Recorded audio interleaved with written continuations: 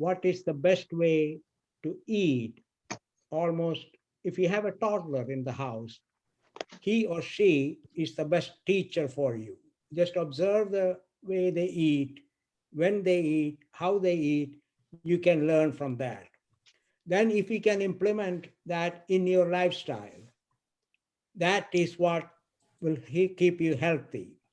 Now, in the home environment, it is if one person has a problem with diabetes or heart disease or a nutritional imbalance, in my experience, it is easy to tell that person to eat differently, but unless and until the whole family changes the way they eat, in the long term, it is not going to work. So it has to be a family endeavor. So if we have type 2 diabetes, for example, there is a lot of question about, is it, in my view, type 2 diabetes is not a hormonal disease, it is a nutritional disorder. So I have a big disagreement with the medical community on that. Because if you don't put food that is in your mouth, which will be digested and absorbed as glucose into your blood, how can your blood sugar go up? You can take medication to drive the blood glucose out of the blood. Then the question is, where does it go? So the question is, if you don't put it in your mouth, you may not need the medication. So what is the source of glucose that you are putting in your mouth? 100 years ago, the total, if you take total daily energy, food energy intake, less than a third of that came from complex carbohydrate. But about 60 years ago, we had the Green Revolution. Since then, almost every government has been subsidizing grain farming. In the United States, we give $25 billion every year. Most of it goes to farming wheat, rice, and corn. With the result that 50% of the total daily energy intake in the United States now comes from grain-based products, whether it is bread or pasta or rice or corn, tortillas, pizza, whatever. In developing countries, it is 70% because that's the cheapest food available. When is the last time you had a snack or a meal without a grain flour product? It has become so easy. So it is the almost all pre-packaged, easily available foods are made from grains. And this is what is causing the obesity epidemic, the diabetic epidemic, and now we are on the cancer epidemic. In between, there is a pause because of COVID. Now, if you look at COVID, the interesting factor is people who are diabetic or who have high blood glucose, they don't catch COVID any easier than somebody else who does not have diabetes. But if they catch it, they have more severe symptoms. Why? Because the virus gets into the cell, it prompts the cell to make copies of it. And in order to make copies, the cell needs material and energy. And if there is plenty of glucose outside the cell can do its work faster. It can produce more copies of the virus faster. And those virus can infect other cells in the body, like the lung cells and the lining of the lung, and you have lung infection. That is what puts you in trouble.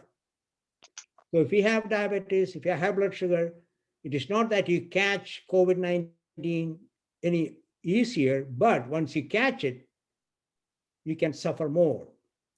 So you can do a lot by taking charge of your own health. And a good part of your health comes from what you eat. And Dr. Jordan talked about the environment that we live in, the air, the water. But as Ms. Moran said, what you eat is equally important, and you have to decide when to eat, what to eat, how much to eat, and not eat in excess so that you are storing it in your waste as well as floating in the blood in the form of excess glucose or excess fat. Mm. Wow. Wow.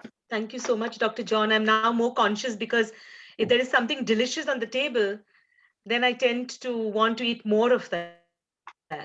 And so it makes me want to. Let me make a comment on it. If you take a bite of food, how much of that do you really enjoy? Well, it was chocolate cake. I enjoy all of it. That is what you think. But in order to Okay. enjoy, it has to come in contact with the receptors, which Okay. are the taste buds. Okay. Okay? Only one layer of that comes in contact with the taste buds are you enjoying. Everything else you are not enjoying. You are swallowing it. You think you are enjoying it Mm. because of the volume, the mouth feel, but you are actually enjoying only the layer that is in contact with your taste buds. So, Huh. in order to enjoy that, why do you have to eat the rest? Uh, uh, uh. So I noticed that when I'm very hungry, if I Uh-huh. and I feel that my blood sugar is low and I'm very hungry, and then the first food that I eat, say if it is, some cookies or something, I tend to eat more of it to satisfy that hunger because my blood sugar is low. Because Right. I'm This has been established. The first one that if you eat for 15 minutes, more than half the intake it comes in the first 5 minutes. The Hmm. first because that depends on the intensity of hunger. Mhm. The hungrier you are, the faster you are going to eat the first Yes. minutes. So the key is going to be one, not to wait when you until you are too hungry, or eat slowly in the beginning deliberately, or eat something that will moderate your degree of hunger. If you Mm. eat anything that's a little bit sweet, Mhm. that immediately reduces the intensity of hunger. Next time when you are like that, take a sip of, or take something sweet. Oh. Maybe a slice of fruit Uh-huh. or a sweet tomato.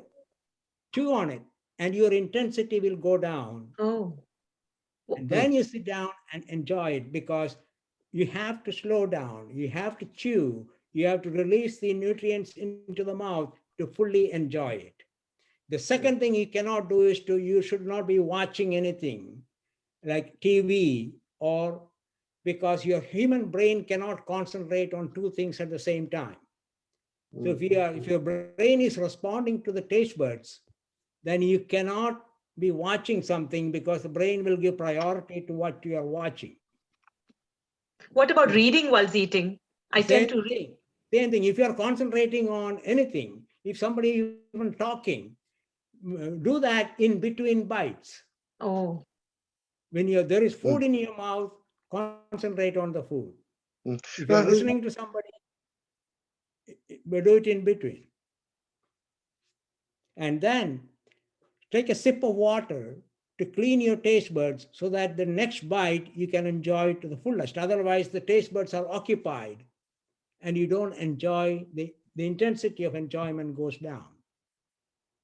You don't have to drink a whole lot of water to fill up your stomach, but just to clean the taste buds.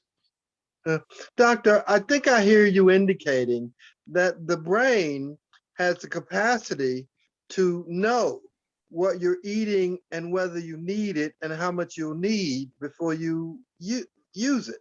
I mean, any food that I mean, I've heard you say this a couple of times that how like we probably eat and use a lot of foods that we're not truly connected to, or that they won't serve us the way they ought to, but we do it.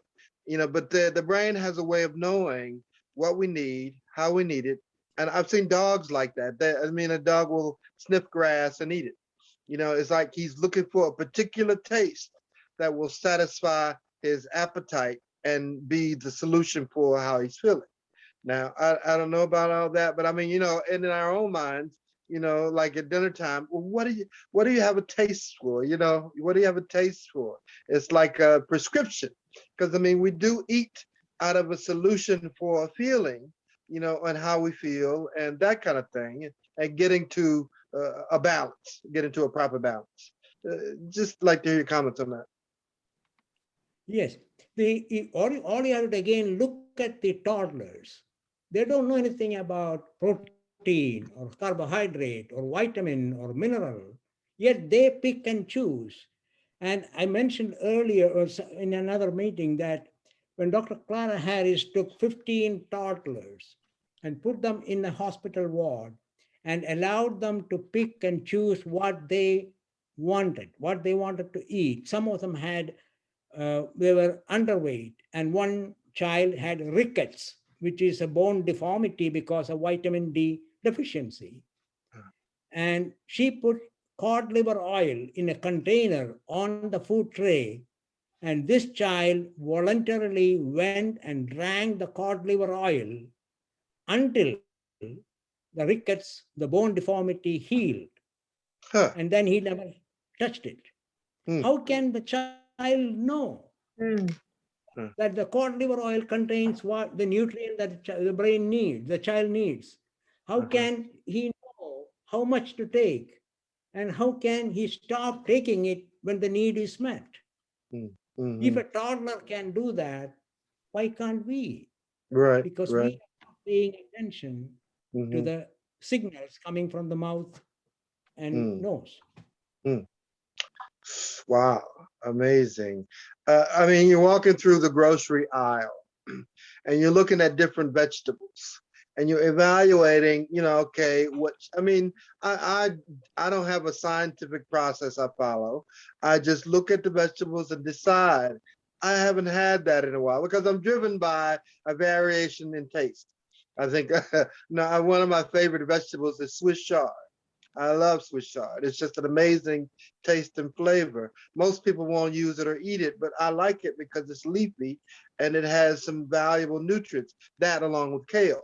But I mean, I'm saying the consciousness to make a decision about what to eat based on what's good for you, the balance you get, the benefit you get from it, and the overall state of health you can achieve with your distinctions like that. I mean, it puts us in a whole new category of food, and like that. And so, but just looks like you're spending a little time in delving into those categories of understanding food and how they benefit us over a long period of time.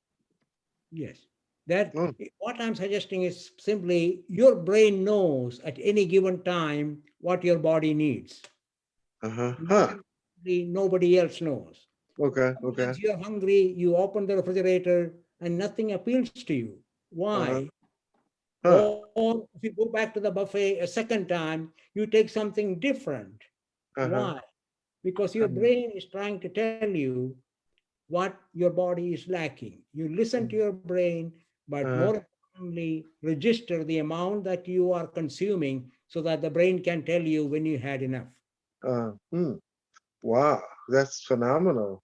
I mean, so I get what you're saying. You delve into a lot of different categories of food, which are, of course, organic grown foods, probably grain. You don't do grains, but I mean, when it comes to solutions that help us with balance, help us with, nutrition, and help us with taste, are there some obscure areas that you have found great benefit and result from?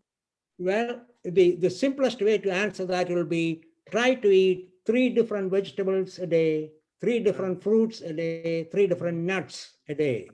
Okay, okay, If you do okay. that, you can get a variety of nutrients that you Uh-huh. need. The quantity will be determined as you are eating. Okay, okay, okay. Wow, that's incredible.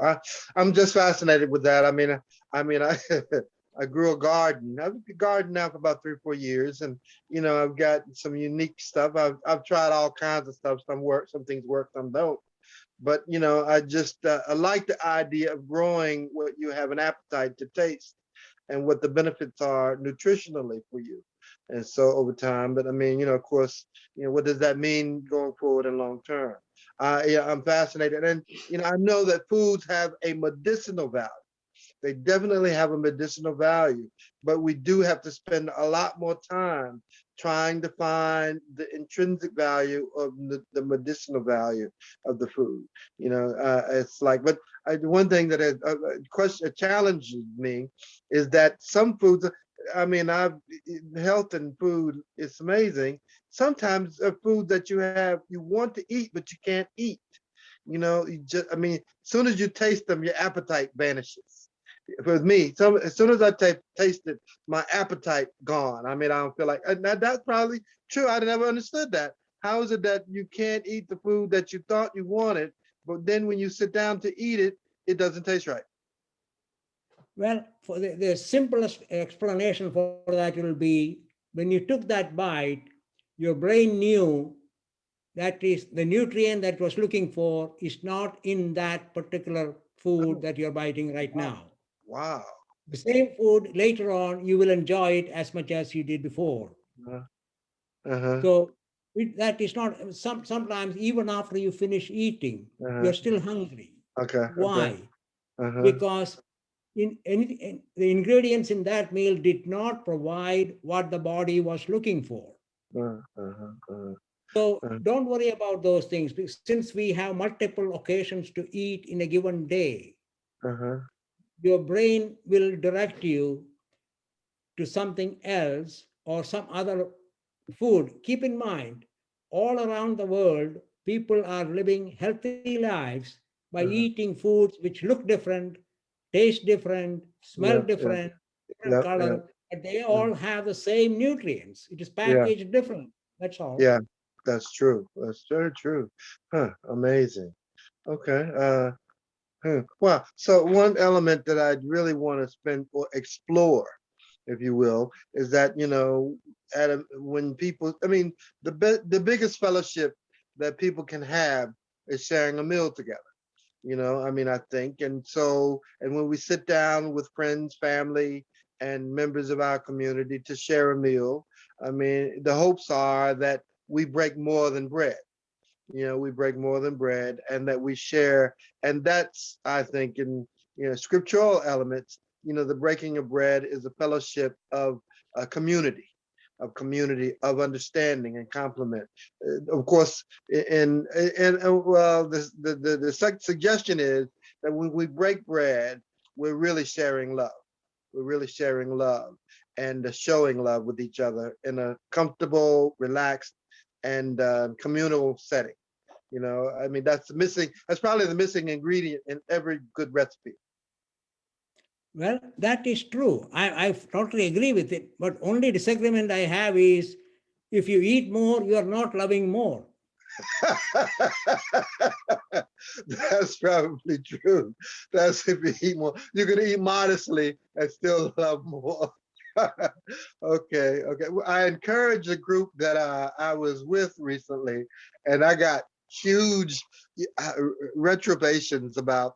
I encouraged the group, and one of the participants in the group is on, and a few others.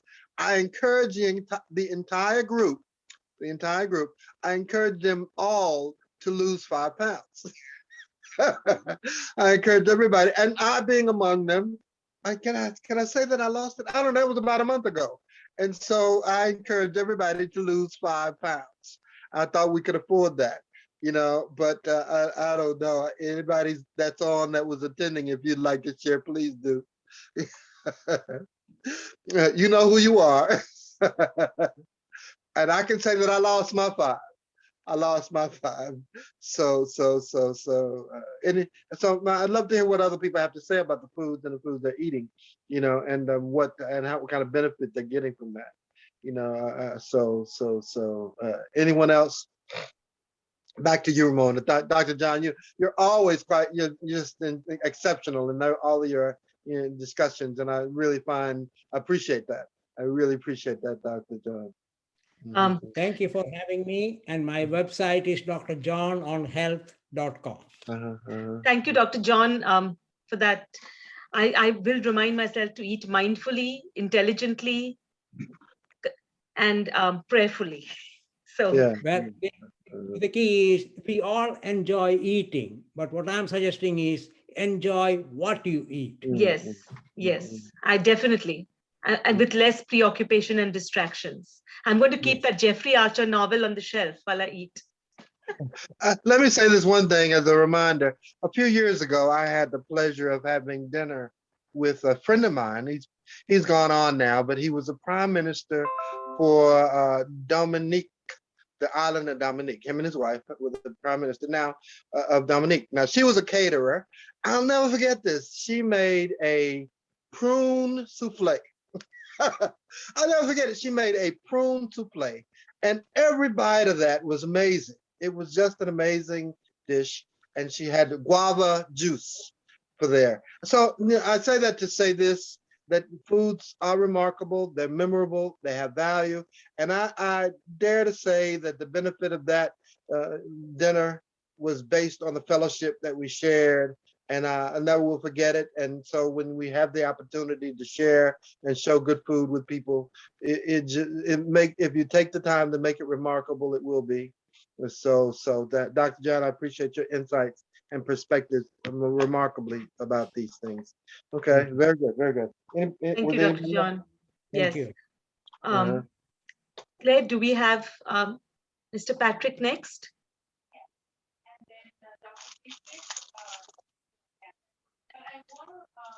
I can't hear Yes. you. Yes. Yes, Lester next, and then Dr. Dietrich. I wanted to just announce the giveaway today. Ramona, if you want to read it, or you want me to read it? Yes, I'll read it.